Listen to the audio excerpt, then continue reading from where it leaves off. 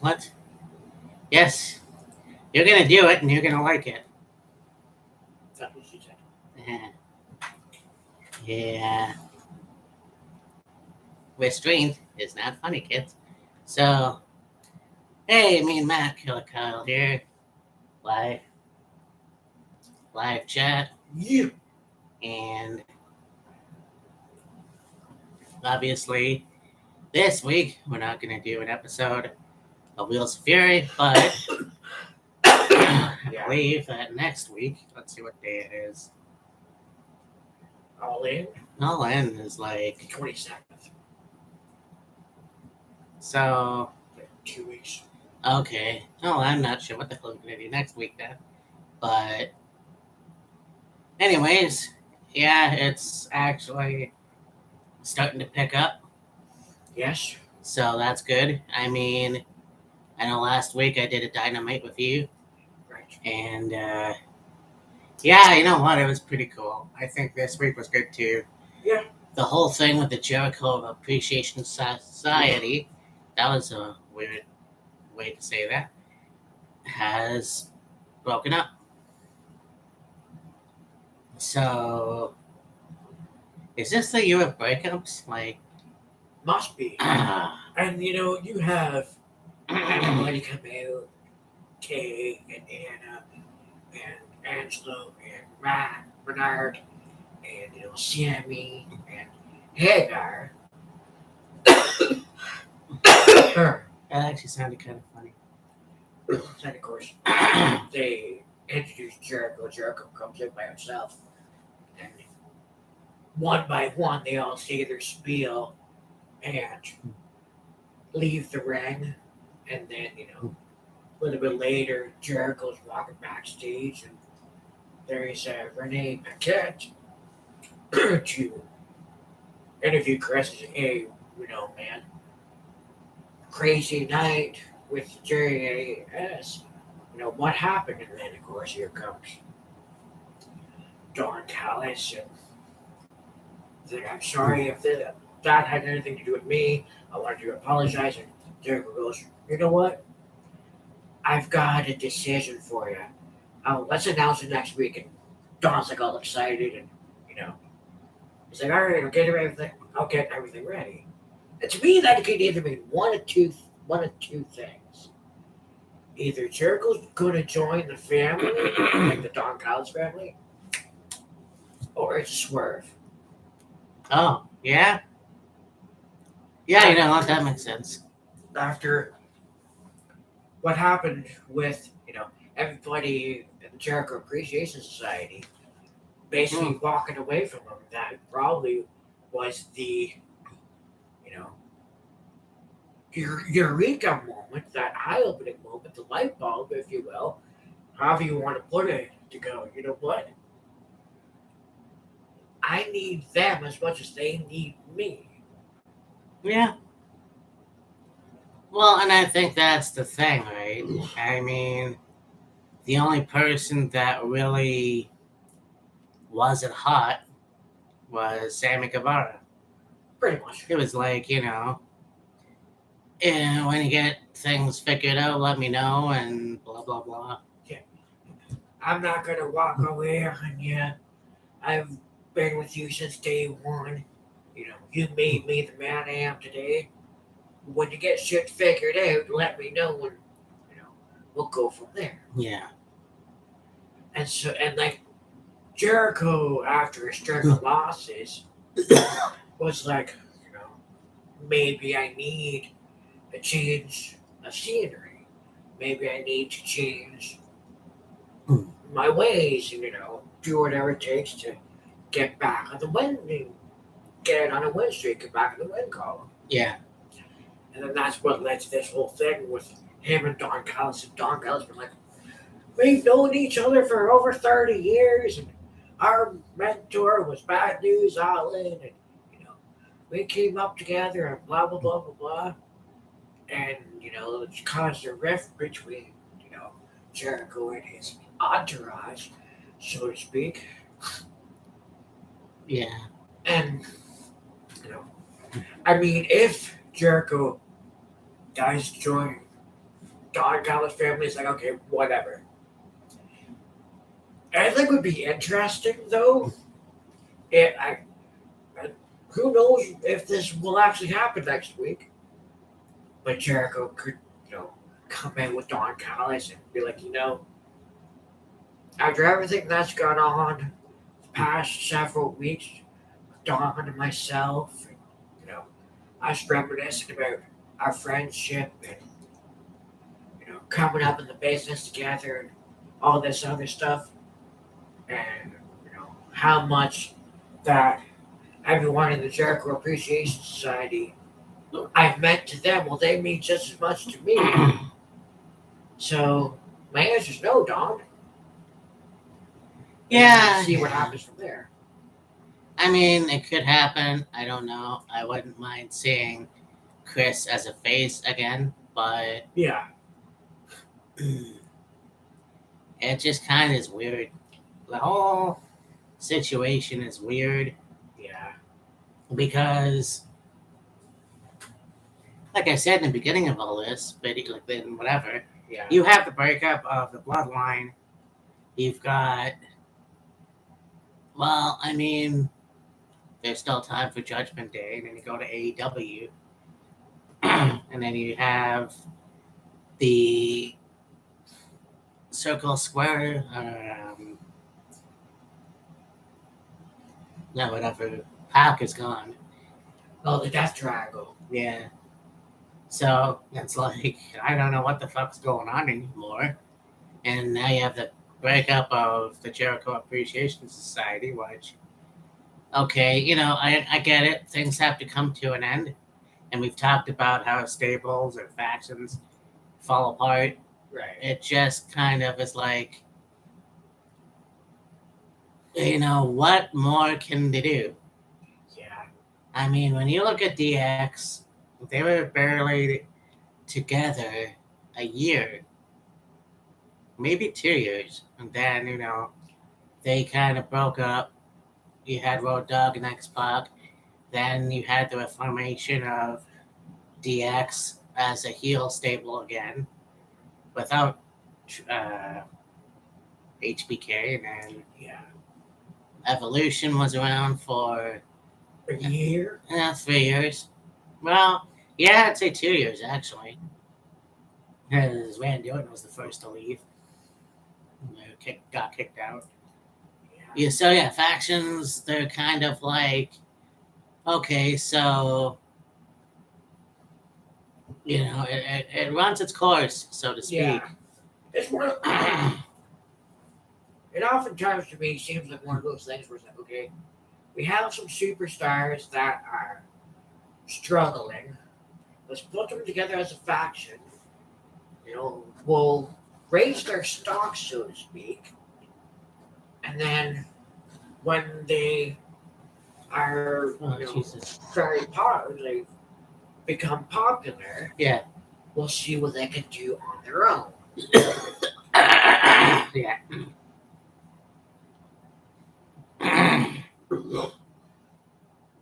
Yeah, no, and I get that. So it's like, you get that with tag teams. But, Yeah. so I made a video a while ago on here. You probably saw it, hopefully, about the women's tag team division falling apart because it's like, in my opinion, and I still think that I'm pretty sure. I want to get your thoughts on that too. The fact is, and I know we talked about it from time to time, that I think the women's tag team championship was a curse. It started off fine, but every champion that had happened in the last few months has fallen apart. And it had, plagued by injury. Who knows? I mean, it's a coincidence. Are the women's tag team titles a good idea? Yes, they were a good idea. And we had credible tag team champions. Well, some of them, anyways. Right. But at the end of the day, it was almost like we should have scrapped it a lot sooner. it seems to me that the WWE didn't know how to evenly divide the women into two different divisions, so to speak. Yeah. They've got a plethora of women on their roster. You can go, okay, Asuka, Becky, Bianca, Charlotte, Ronda, Well, Shayna. yeah, yeah, yeah. Um, those women, you can be the women's main title contenders, if you will. Yeah. And then, Raquel Rodriguez, Liv Morgan, Chelsea Green, Sonya Deville, uh, Damage Control, etc., etc. You can be the women's tag team contenders. Right. But it seemed to be there is a lot more focus on the women's main title, I will call it, than the women's tag titles. Yeah. Like they were. It's not like the women's tag titles were just lost in the shuffle. It just seemed to be you would only see the women's tag titles defended once every couple months. Yeah. If that, like, yeah, you would see the women's tag team champions, on Raw, on SmackDown, here and there, but like, as far as actual defenses of those championships was concerned, it was like they were defended few and far between. Now, I will say that the women's tag titles did have quite a considerable number of tag teams hold those titles. It just seems like those titles have been around for what, 3, 4 years now? Uh, Roughly? roughly, yeah. There should be a who's who, a laundry list, a mile fucking long of women's tag team champions. And I can count the champions on both hands if I'm lucky. Yeah. So, I can count the women's tag team champions on one hand. Two if I'm lucky. yeah. So I heard on the rumor mill, and I can't remember. I should have watched the video. My bad. Whatever. Kylie Sane has signed another deal with WWE, I saw that too, and it's like, well, I mean, with Triple H in charge, why the hell not? and so yeah. Now there's also a rumor that he got voted out of board of directors, but Yeah, not sure what the hell that means. So yeah, you know what? Kylie Sane coming back, I think would be awesome. I think that she should be on SmackDown with Asuka. yeah, And you know what? Bring back the Kabuki Warriors. I mean, Asuka's gone back to her Kana persona. I think that's awesome. However, I think that her and Kylie Sane would make an awesome. You know what? Here's an idea. Because they did also have a feud in Stardom. You know, you have Kylie and Io Shirai have a feud in WWE. yeah. That could work. That could happen. That could work. You could also throw in, hey, guess what? We could have a Japanese woman stable. That could kind of work. Yeah, Hadn't really had something like that since Kaientai. By the way, they had a thing with the Val Venus storyline yeah, on Facebook, I think. yeah. I saw that. I think in order to have like a women's Asian stable, if you want to call it that, okay, in the event that Kyrie has resigned with WWE, that's awesome. Have her and Asuka team up again, you know, become a tag team again. Call them the Kabuki Warriors if you want. that'd be fine. Yeah.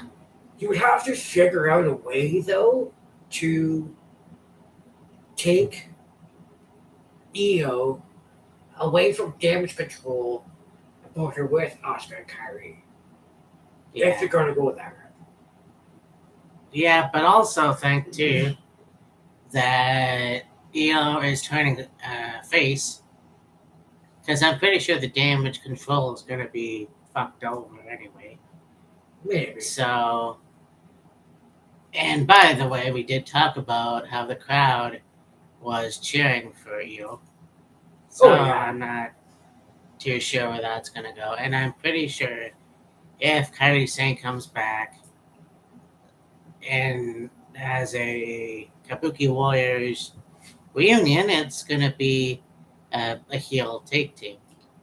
Potentially, yeah. So now, if you watch, going back to Dynamite and flip flop and whatever, you have Matt Menard talking to Jericho and showing him out. But he also mentions a few names. And one of the names was Kevin Steen. Yes. So I kind of have this thing in my brain where I'm like, okay, so Kevin just got injured. So did Sammy. Actually, I don't even know if Sammy has a legit injury or not. Right. Kevin's injured. There's been talks of his contract in WWE. So, do you think, is it time for Kevin Steen to make a debut in WWE or AEW? I think it would really all depend on whether or not Kevin is, legitimately done with WWE. Yeah. Because there was rumor that Kevin was, fed up with WWE, he wanted out. And then lo and behold, hey, Kevin Owens signs a new deal with WWE. So, I mean, Yeah, I know. It makes sense only because you have Kevin's other buddies on AEW. You've got Adam Cole, you've got Bryan Danielson, you have Claudio Castagnoli, although Claudio was already in WWE, as I recall. Well, I mean, I started watching Ring of Honor in 2012, around December. So, Right. honestly, yeah, Claudio was in WWE way before that. yes. So, whatever. I mean, look, it's kind of funny because you have Kevin, who has been in the company now since 2015, and it's almost like maybe it was, yeah, whatever. It's almost kind of like, is it time for a change? Because there was a long period of time, and this is obviously when Vince was in charge, that Kevin wasn't happy with WWE. Yes.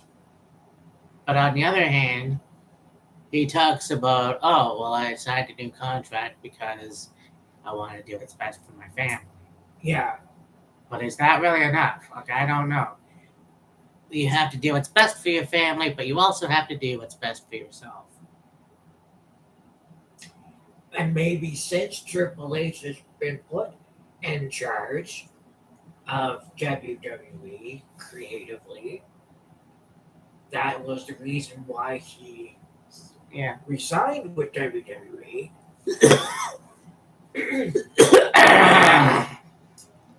Because it was, as he put it was best for his family, but also he knew with Triple H being in charge, things would be a little smoother sailing, so to speak.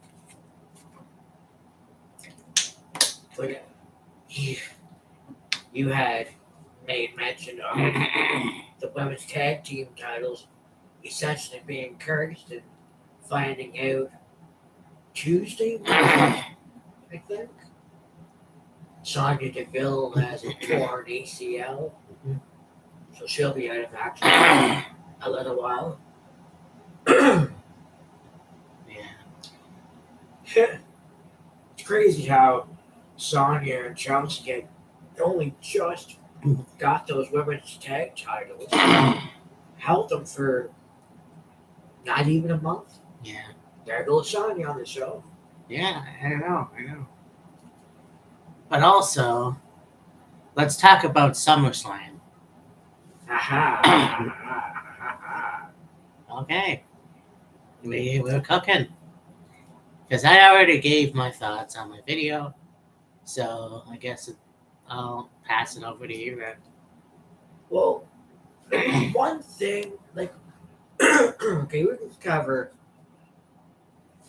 or I can talk about, the SummerSlam card as a whole. But there's one thing that I really want to get at. I've seen a couple of people that have an opinion of the Ronda Rousey Shayna Baszler match and the triple threat match that they weren't all that enthusiastic about those matches. They were quite highly critical of those matches, if you will. And I said it, we talked a little bit about it when we were doing the SummerSlam play-by-play. And I'll talk a little bit more about it now. And, okay, were those matches great? No. Were they good for what it was worth? Yes.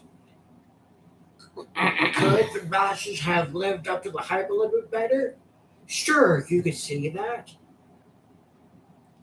Was it worth it to have Eel, Sky cash in the women's Money in the Bank contract at the end?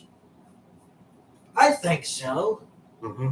Because, it was only a matter of time, in my opinion, for somebody in Damage Control held the women's title.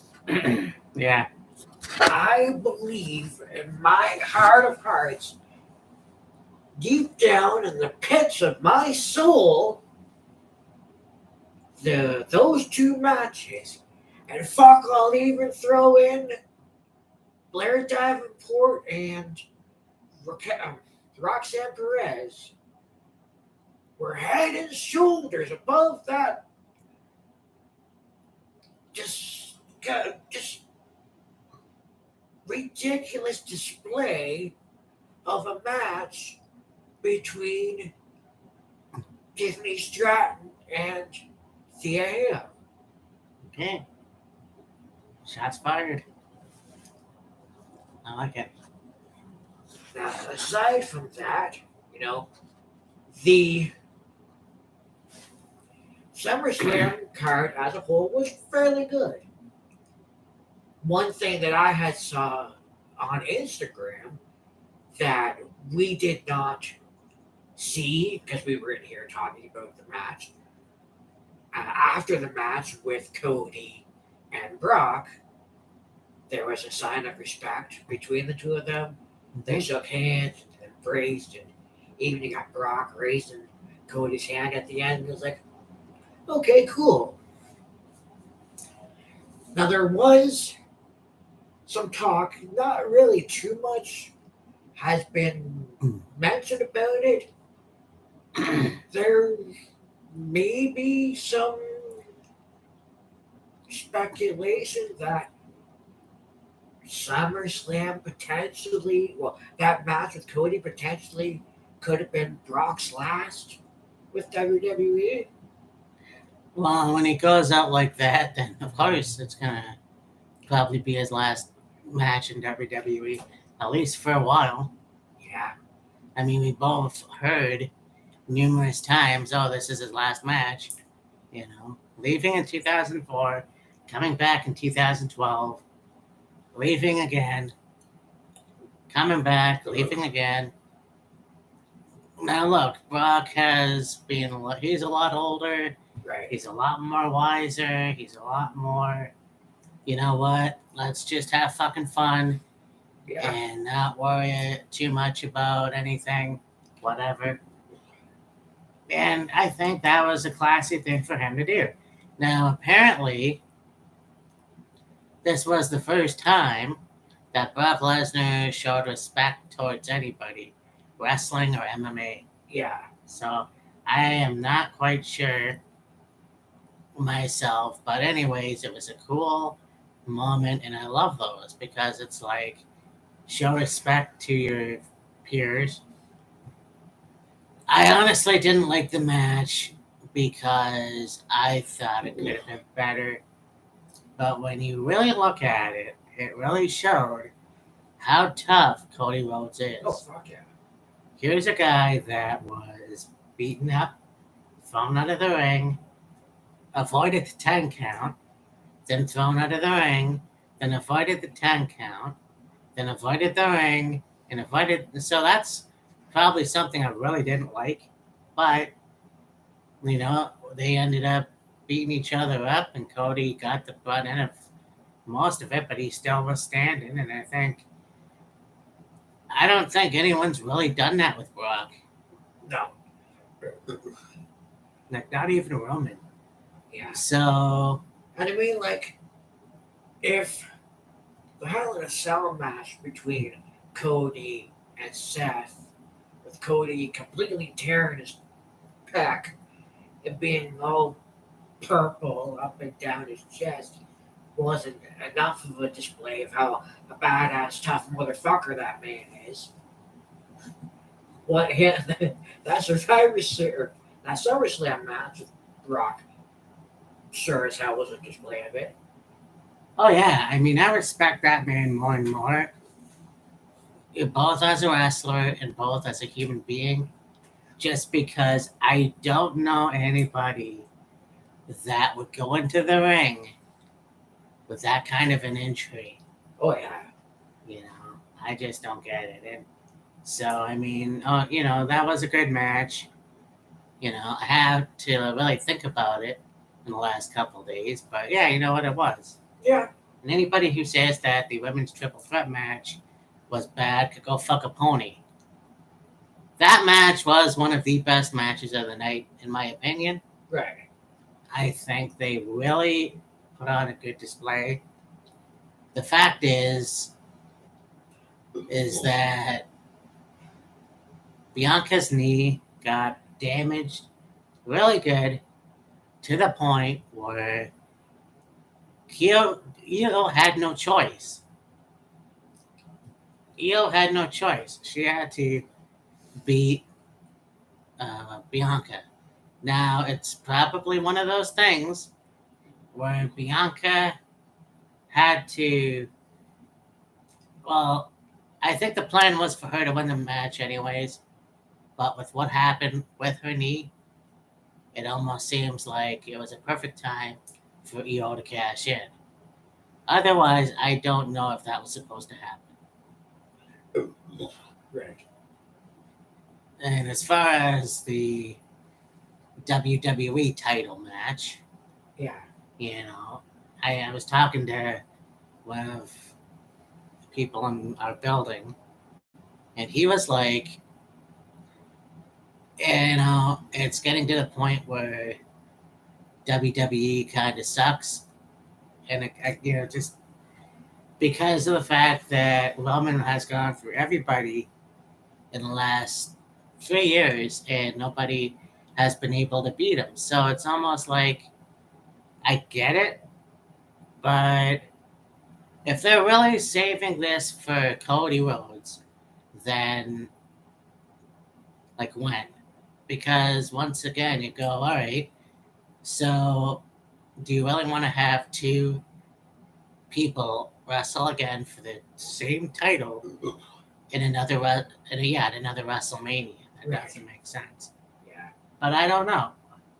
There's this whole stigma of, okay, he's the new modern guy that has held the title for as long as anybody has in a while so far. Yeah. So I'm not quite sure what's going to happen with that. But yeah, I mean, I'm kind of tired of it. Gunther McIntyre match was good, Yeah. but once again, and we said this in our prediction video, we probably said this in the play-by-play. If Drew hasn't beaten Gunther, then who is going to? Yeah, exactly. So Yeah, we'll have to see where that goes. Both sides. yeah, There was something that I found out a while ago that I found really, really interesting. I was watching, I think it was something on YouTube maybe, and I don't remember what it's about or whatever, but they had said that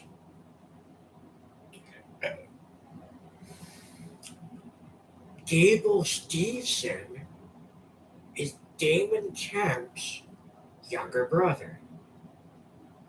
ah, interesting. And, you know, Gable's got that, amateur background. He's, gold medalist, 3-time NCAA champion, Big Ten tournament winner, whatever.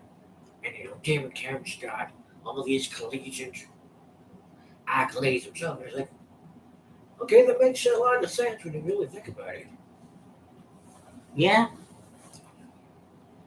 So, do you think now? I don't really know why they return Gable heel because that's kind of dumb. Right. But do you think the brothers are going to become a tag team?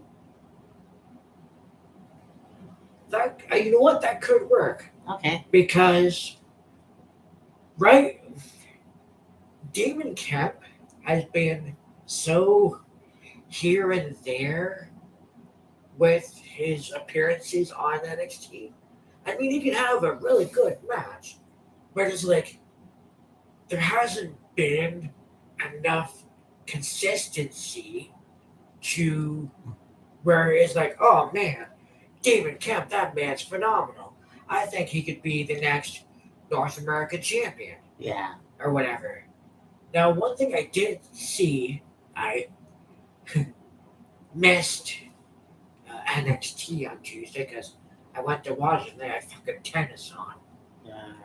But I was able to see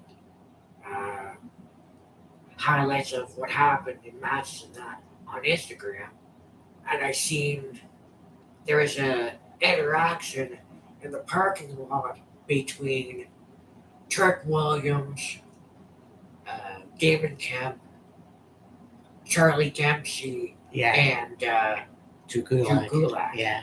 And it's like, okay, if you have Damon Kemp with Charlie and Drew, it's like, okay, it's 3 of them. That could work. Yeah, you know what? I like that. I like that. Because, look, I think that you have Drew Gulak, one of the best technical wrestlers in his era. You know, I still like the PowerPoint presentation shit. But, and then you have Dempsey, who is a blue blood Yeah. and a second generation wrestler.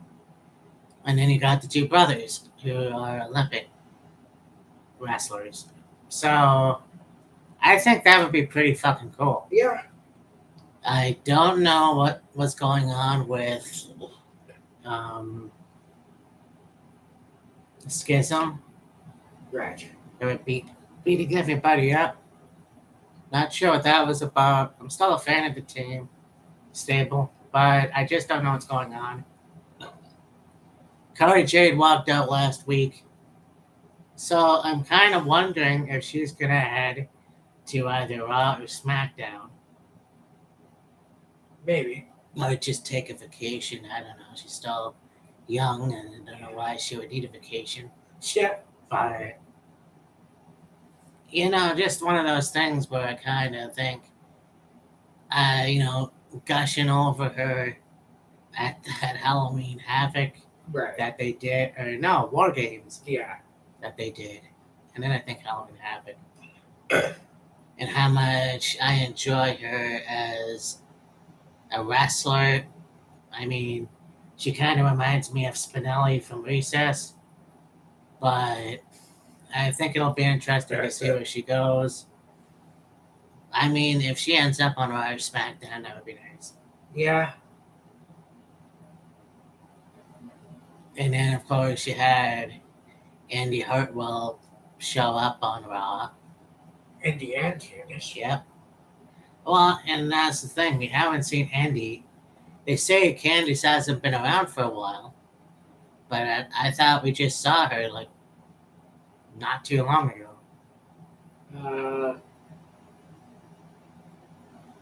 I don't remember. Yeah.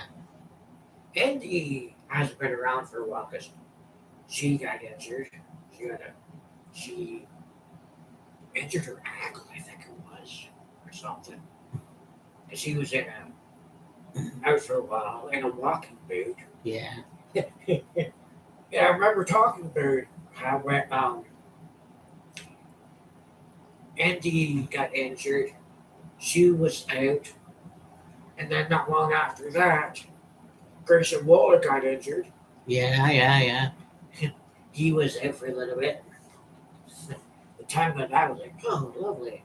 Although Grayson's back now. He had a match with who was it just recently? I can't remember. Ray? No. Somebody. It was on an episode of SmackDown like last week, I think it was. Yeah. Don't remember who it was against though. Anyway. Well, SmackDown is tonight, so we'll see what happens. But yeah, man, yeah. But yeah, we'll see what happens in the near future. I will have to talk and see when we will start a look back at your series again, Yeah, really. 1993. Just think we should take another break until All Out, or maybe next week. Who knows? I don't know. Yeah. I mean, I enjoy doing a video every week. It's just, Yeah. but It's nice to take a break every once in a while. yeah. But yeah, I mean, this was a good live video chat, and hope everyone's doing well. Whoever's watching. So Whoever's watching, when you watch this, subscribe to my channel. Subscribe to Killer Kyle channel. I did the play-by-play. I accidentally put Killer Kyle 33, even though it is what it is. well, I noticed when you put in Killer Kyle, it comes up Killer Kyle 3363. And it's like, okay, Yeah, I don't know how that happened. I think I can change it. I'll have to Yeah. see. So, yeah, with that, we will see you next week. Yeah. Deuces. Peace.